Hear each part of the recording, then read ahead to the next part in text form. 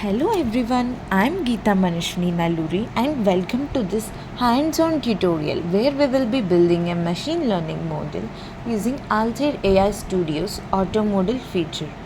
This powerful no-code tool makes it incredibly easy to train, compare and evaluate models even if you are just getting started in AI or data science. Today, we will use it to predict loan application approvals using real-world data. The dataset we are using comes from Kaggle and includes information about thousands of loan applications submitted to a bank. It contains 7 important features.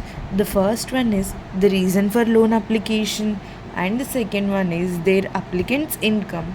Third one is the credit score. Fourth one is the loan amount requested, and fifth one is the debt to income ratio, that is DTI ratio. And next is employment status, that is either employed or unemployed. And the next column is the loan application status, which is what we have to predict. The last column is our target variable, either approved or rejected. It has only these two values, either approved or rejected. So now let's import this data into RapidMiner by using platform Altair AI Studio. Click import new data, locate the file. Mine is called loandata.csv in a folder labeled loan data. RapidMiner detects the structure automatically, including the headers. We skip the data column step and choose the local repository to save it and click finish. Just like that, the dataset is ready to go. And now let's fire up auto model. From the options predict, cluster, identify outliers, we select predict because we are classifying the loan outcomes. Next, choose loan status as target. Auto model scans the data and reveals something interesting, that we got over 20,000 rejected applications and just under 4,000 approved ones. That's an imbalanced data set, but auto model handles it smartly. On the next screen, you will see all the features with colored indicators like green, yellow, and red. Green means they're highly relevant, yellow means weakly correlated, and red is possibly irrelevant. So you can uncheck the columns if needed. But for this demo, we will keep all selected because I believe that there is only one yellow column in our data set, and that is the first one, the reason to the loan. I believe that it is very important to predict if we have to approve loan or not, and while remaining all are green, so we are selecting all. Now it's time to choose our machine learning models. Auto model supports naive Bayes, decision trees, logistic regression, random forest, gradient boosted trees, generalized linear models, and deep learning. You can select a few of them or all of them. I am selecting all to see which performs the best. Hit run and the training begins. Depending upon your dataset size, ours has about 24,000 rows. This can take a couple of minutes. Once the training completes, you will see a detailed comparison table. Metrics include accuracy, classification error, AUC, precision and recall, F1 score, training and scoring time. There is also a ROC curve which plots the true positive rate against the false positive rate for each module.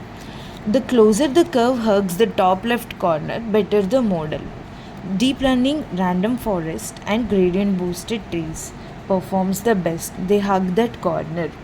While fast large margin shown in yellow performs poorly. This curve is close to the diagonal, which means it's basically guessing. Auto model also lets you sort and visualize by training time, error rate, or AUC. So you can balance performance versus speed. Now let's go deeper into the deep learning model to explore the results, which had the best performance, achieving 97.2% accuracy in while less runtime.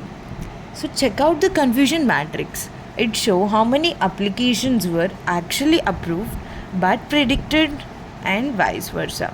The diagonal shows the correct predictions. You will also find a confidence score for each prediction. For example, confidence approved is 94% and confidence rejected is 6%.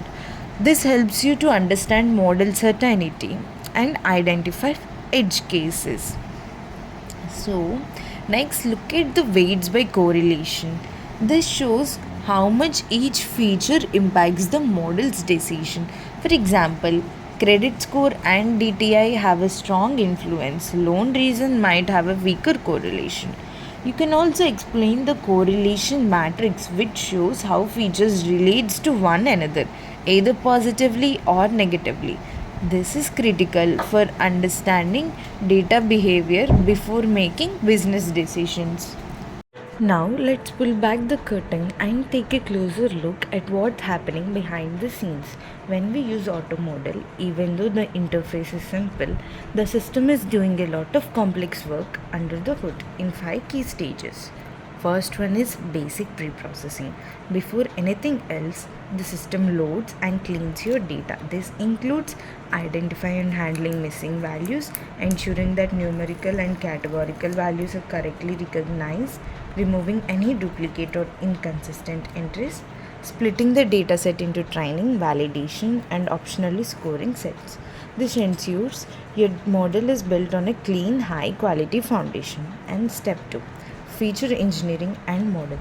This step is all about making your data more meaningful to algorithms. It automatically transforms the text columns into numerical features using techniques like one hot encoding or even word embeddings.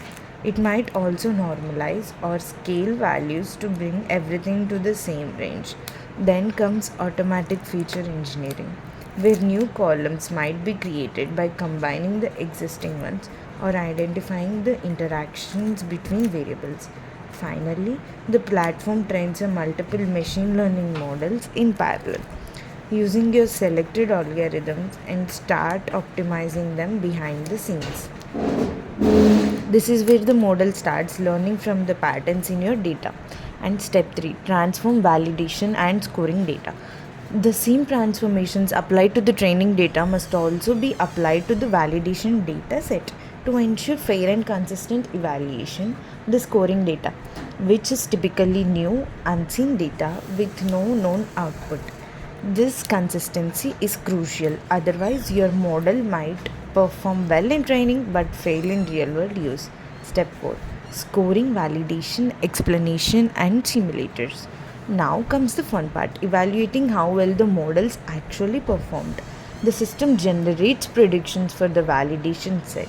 It performs multiple validation tests like holdout or cross validation to check for overfitting. It creates visual tools like ROC curves, confusion matrices, lift charts, performance tables. But it does not stop there. You also get model explainability tools, weight by correlation, feature importance scores, even the interactive simulators where you can tweak inputs and see how predictions change in real time. This helps you understand why the model made certain decisions, not just what it predicted. Creating the production model is the final step. Finally, once the best performing model is selected, auto model retrains it using the entire dataset, including both training and validation data. This creates your production ready model, which can now be deployed into real world applications, whether that's approving loan applications, sending alerts, or integrating with your business systems. So while you're clicking the next on the interface, auto model is running a powerful pipeline in the background, ensuring accuracy, consistency, and transparency every step of the way. So to wrap up, the auto model feature in Altair AI Studio makes machine learning accessible, accurate, and fast. Whether you're a beginner or a pro, this tool helps you to get reliable results. And let us focus on the insights, not the code. Thanks for watching.